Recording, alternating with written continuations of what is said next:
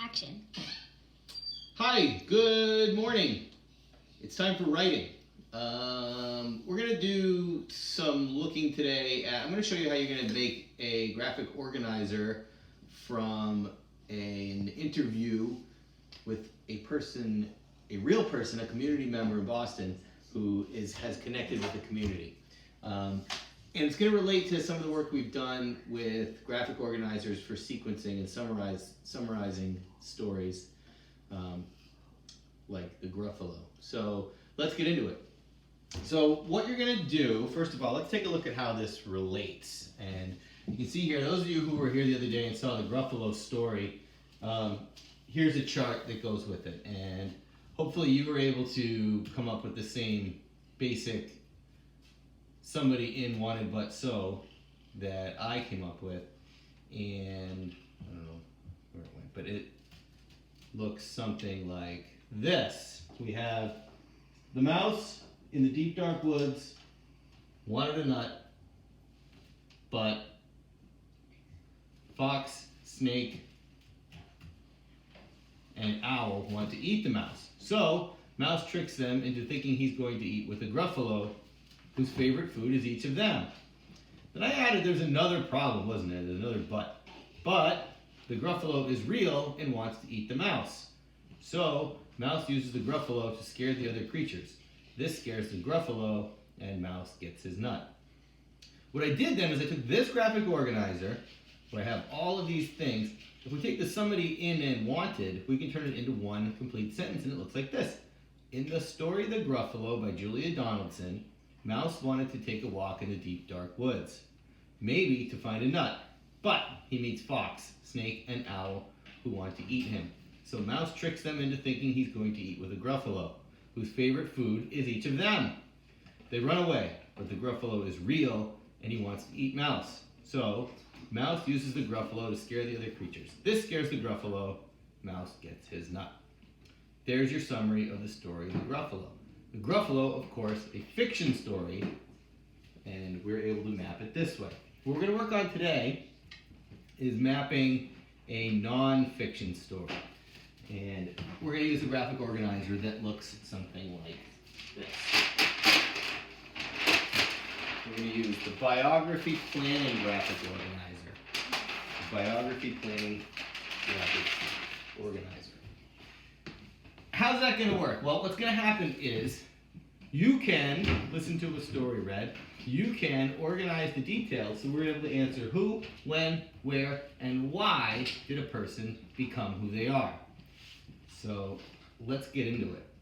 First of all, let's take a look at our swell new website. If you can look there on the screen in front of you, you're going to open in the Linden Learning at Home K-3. Open the 2 and 3 box, go to grade 2, click on my name, and here we are. If we come down to Monday, March 24th, Lessons and Activities, this is where most of your action will be happening. So you click on that, and it's going to open up something like this. You're going to go to the writing assignment at some point today, and in the writing assignment, you are going to do the following things. You're going to watch the video to see what you will do to write this week to write a short biography. You're doing that now. You're going to read the interviews with Marie Claude Mendy, Sreha Shrestha, and Michelle Wu. But before that happens, and then after that, you'll see what the rest of it's going to be. Tuesday, Wednesday, Thursday, and Friday, you'll be continuing with this same business. You with me so far? Good. Let's take a look at what we're going to do. I'm going to read to you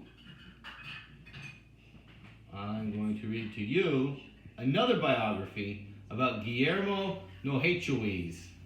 Not a biography, but an interview. He's a musician, a drummer, a composer, and a band leader, and his interview was like this. He was asked, "When did you come to Boston?" He says, "I came to Boston in 1980 to go to the Berklee College of Music. I thought I would stay for a year or two." "How did you become a musician?" "I was like every teenager, influenced by the Beatles. I used to get together with friends, play songs, and sing. I asked my dad, 'Would you ever buy me a drum set?' And I was surprised when he said yes. One thing led to another. My dad was a visual artist in Argentina, so he was very supportive of any artistic stuff. My new CD is a tribute to my dad and my grandmother. How do you make connections between Argentina and Boston? I stay connected by traveling and talking to people there often. I play music by certain artists like Astor Piazzolla, and I write music using Latin tunes, rhythms, and sounds, like tango. I bring the music to kids I teach, and I teach kids to sing in Spanish. Who and what influenced the music you make now? Jazz has been a huge influence. I didn't play jazz before I came to the United States. Your environment influences your life. I'm still getting influenced, like by classical music from Europe. It's important to be connected to other cultures and see how things are done in other places.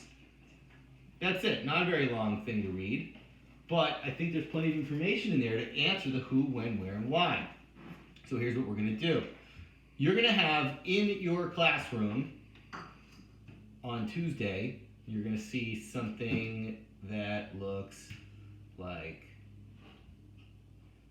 this. Not today, on Monday, not on Monday. Monday you're just going to read 3 interviews. On Tuesday you'll choose your favorite person you interviewed, and you're going to open a biography planning sheet that looks like this. And then you're going to take the information that you read and you're going to answer who, when, where, and why, and you're going to show how they connect to the community. That's on the second day. First day, read 3 interviews. Second day, choose your favorite one and fill this in. When you fill it in, it should look at something like this. And I'll show you up here as well. So, who did we read about? We read about Guillermo.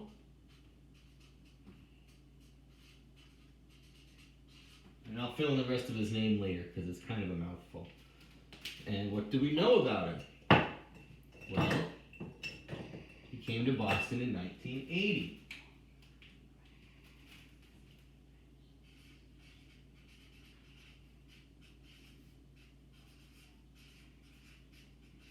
When?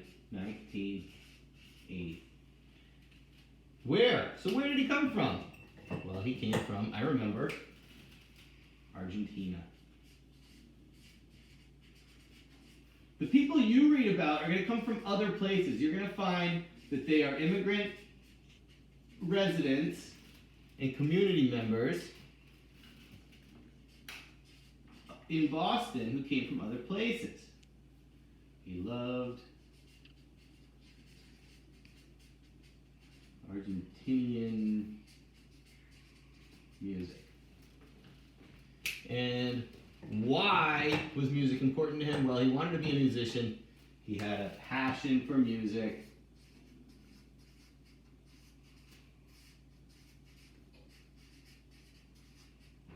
So this is what our big deal is. Remember the theme, like if we're talking about Laura Numeroff, she always wanted to be a writer. If we're talking about Pedro Martinez, he always wanted to be a pitcher. Guillermo always wanted to be a musician. He always had a passion for music, even as a kid. As a kid, his dad bought his first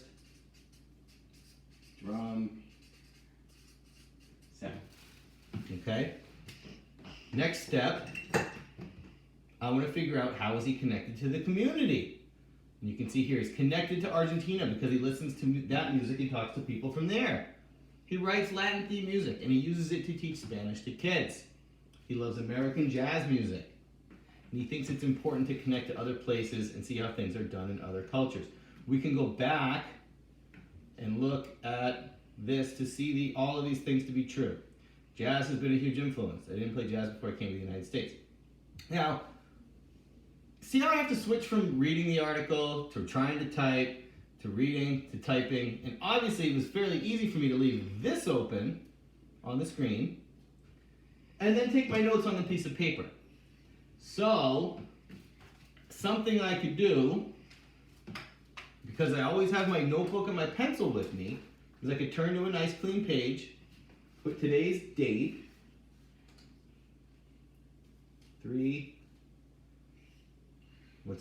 23, and then I can do this. I can write who, when, where, and why right in my notebook. Then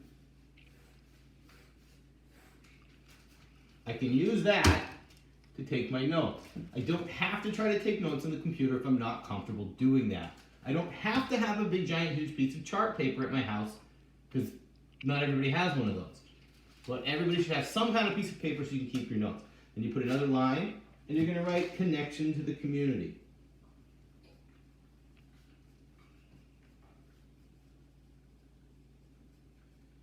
You might want to look at the biography planner and copy this down on here before you start reading. Then that way, as you read, you can stop and fill in the correct names. Okay? So then what? So now you've filled it all in. You have your biography planning sheet. What's your next move? Well, on the next day, you're going to write one paragraph. You're going to write your orientation. Remember, the orientation is the paragraph at the beginning of the biography that tells the who, the when, the where, and the why. Your orientation will look something like this beautiful orientation that Ms. K wrote. It looks like this. Guillermo Nohachowicz is a man with a passion for music. Look at that. The first paragraph tells who he is and what he is. He's a man with a passion for music. Who is he? Guillermo. What is he? A man with a passion. When he was younger. This tells when he decided to become a musician, right? Pedro Martinez is a famous baseball pitcher. When he was a boy, he used to idolize his brother Ramon, right? Similar. Guillermo is a man with a passion for music. When he was younger, he asked his father for a drum set. Guillermo was surprised when his father said yes. Here's one of our wheres. He was born in Argentina. It's right there. Here's another one. When and where. Boston, Massachusetts. He immigrated to Boston, Massachusetts in 1980. Guillermo came to attend Berkeley College to continue his path to becoming a musician. And that's all from this too. So it's a complete paragraph. We have 1, 2, 3, 4, 5 sentences. You can do that. The who, the when, the where, and the why. Guillermo Nohachowicz is a man with a passion for music. When he was younger, he asked his father for a drum set. Guillermo was surprised when his father said yes. He was born in Argentina, but immigrated to Boston, Massachusetts in 1980. Guillermo came to attend Berkeley College to continue his path to becoming a musician. Fabulous. All right? Then on the next day, guess what you're going to write? You're going to write a second paragraph that shows how he connects to the community. With me? Great. What does that look like? Well, once again, we can look at the beautiful work of Ms. K, and we can see that she wrote this.